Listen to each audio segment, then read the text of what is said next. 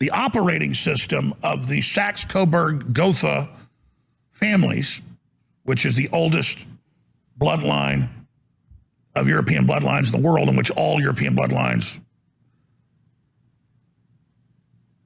agree are their progenitors, going back to their founder, Vlad the Impaler. Count Dracula is the recognized head of the entire dynasty. And so this House of the Dragon that flies the dragon banner, the Dracul, rule the planet. Just like Revelation tells us, the dragon. And it's allied with the other dragon, the Chicoms.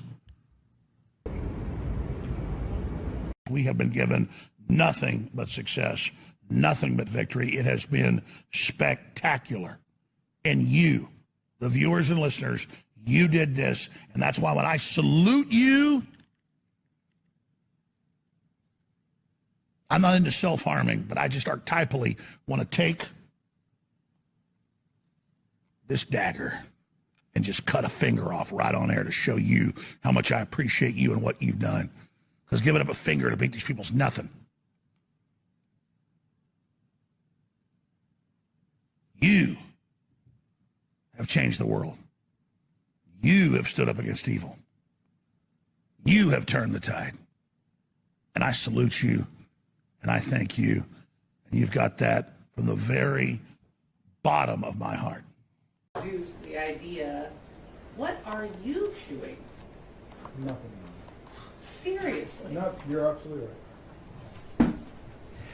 I'm sure some people think I'm crazy about the gum, but it is like a foundational rule that you do not chew gum or eat in the courtroom. I agree.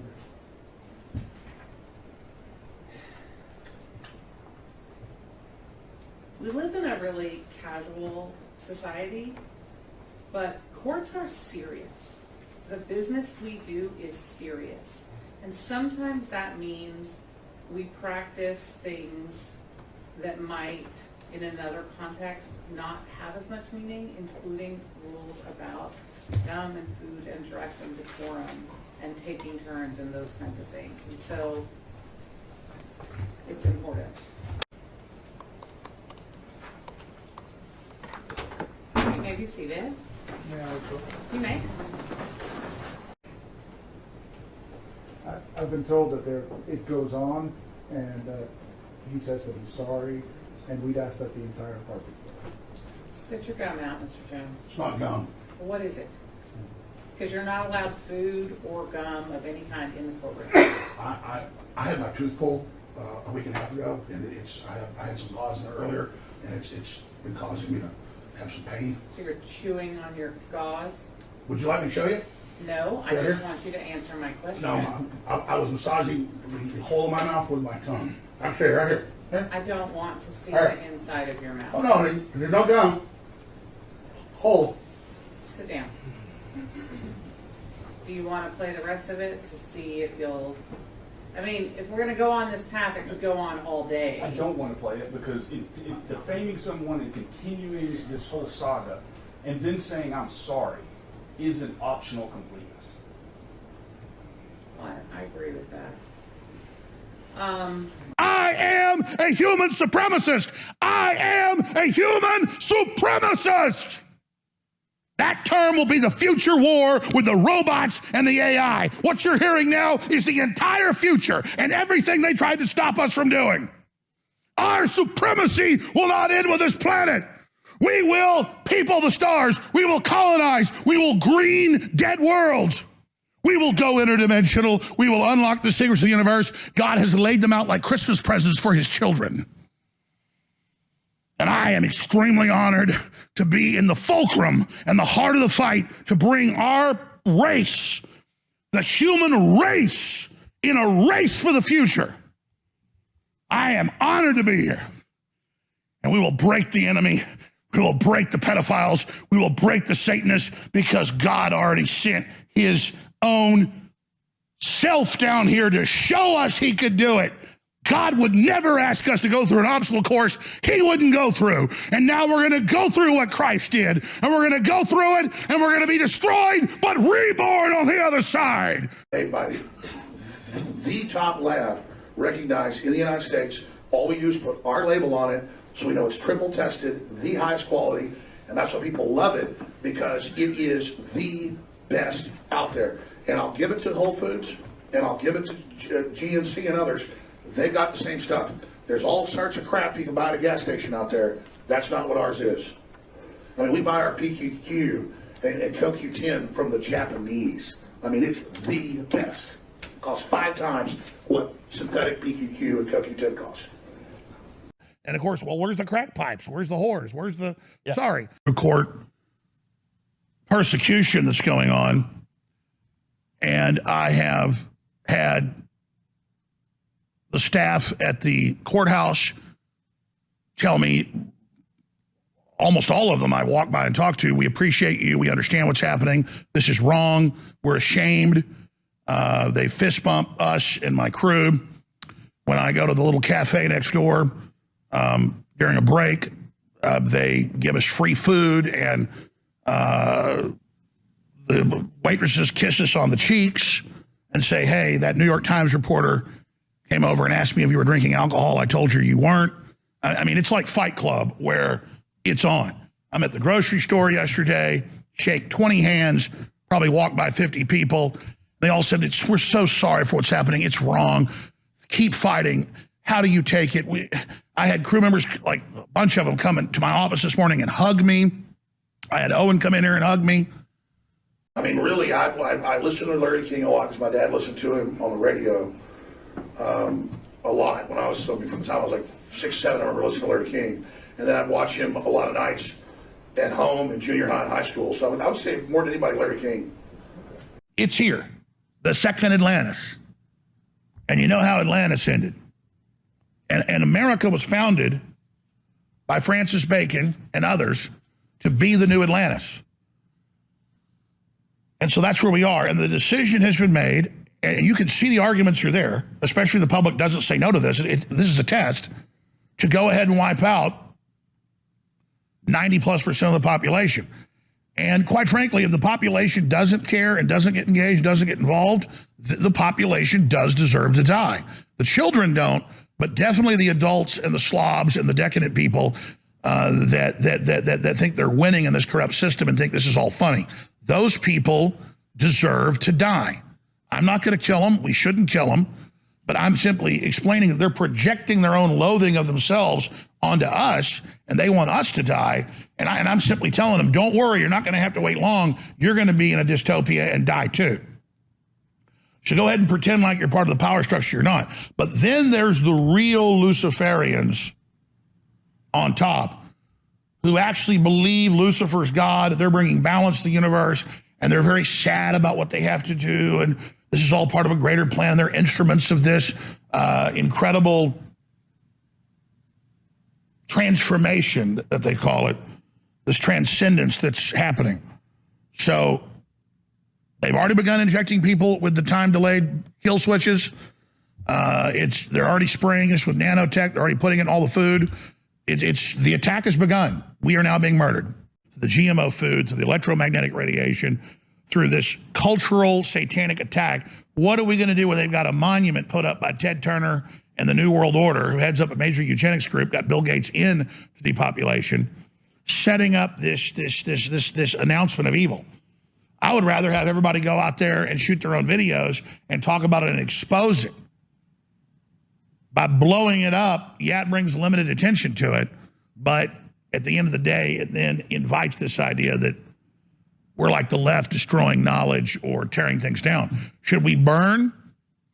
Well, InfoWars is a radio show on TV. And that's really what Oprah Winfrey is too. It's just, but I mean, it all goes back to radio when I started 100 years ago, or a little bit more now.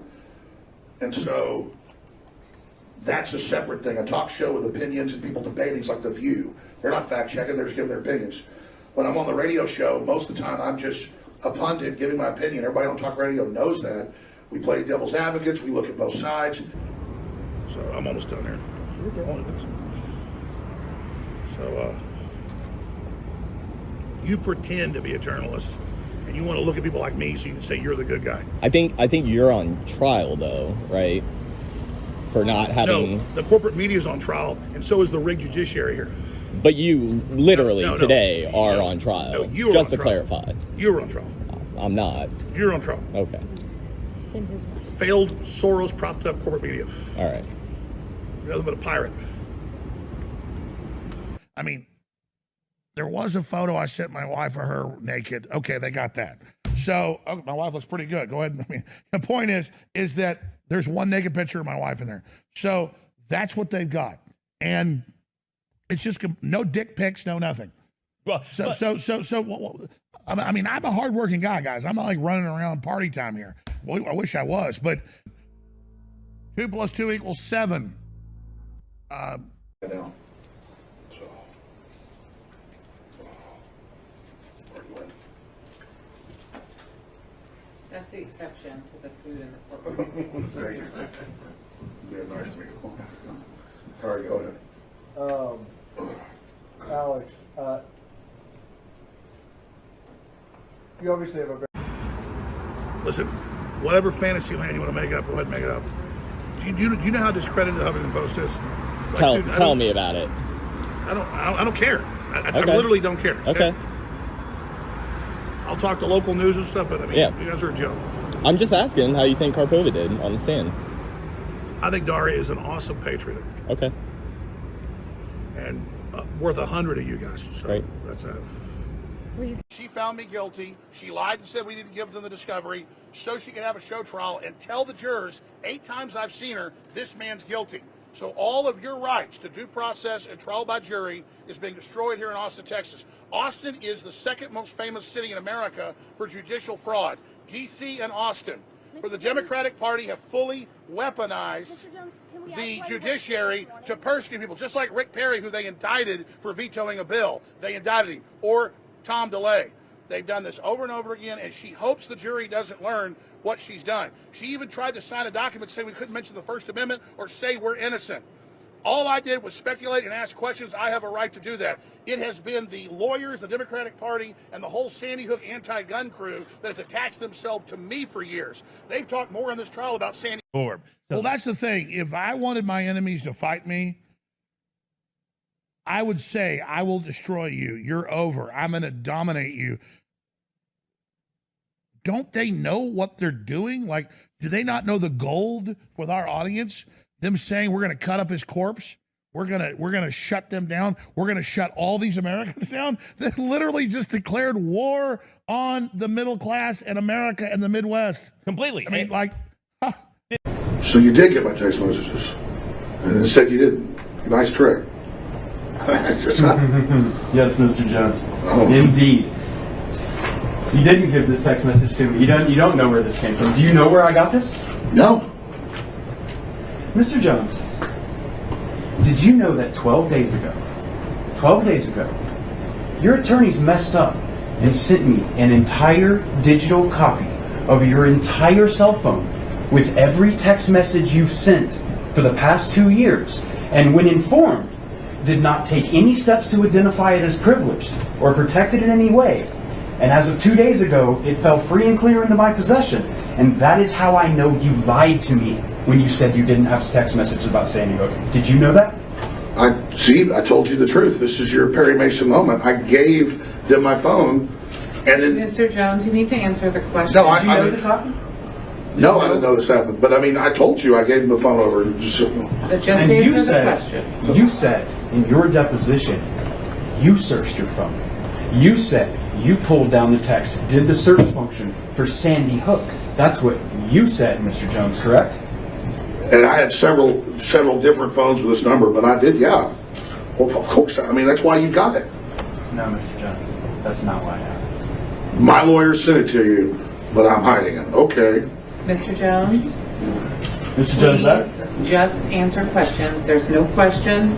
Mr. Bankston also only asks questions. Sure. Mr. Jones, in discovery, you were asked, do you have Sandy Hook text messages on your phone? And you said no, correct? You said that under oath, Mr. Jones, didn't you? I mean, if I was mistaken, I was mistaken, but you got the messages right there. You know what perjury is, right? I just want to make sure you know before we go any further. You know what it is. Yes, I do. I mean, I'm not a tech guy. I told you, I gave in my testimony the phone to the lawyers before or whatever, and so you got my phone, but we didn't give it to you. No, Mr. Jones. One more time. And please remember, if you need to assert the Fifth Amendment, you can. I need to know that you can do that. But you testified